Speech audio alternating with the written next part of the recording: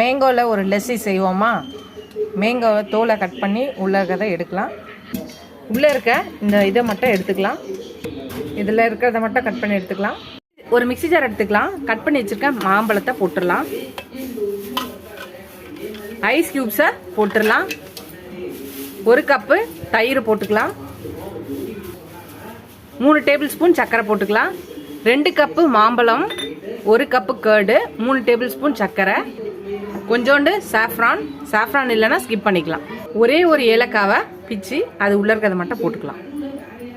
இப்போ இதை மிக்சியில் போட்டு நல்லா இதை அரைச்சி எடுத்துகிட்டு வந்துடலாம். நம்ம மேங்கோ லஸ்ஸி அடித்தாச்சு.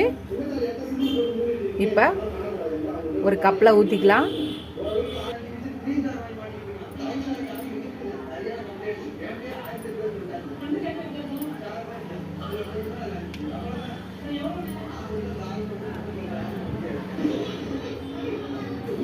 கொஞ்சோண்டு நட்ஸும் சாஃப்ரானும் வைக்கிறேன்.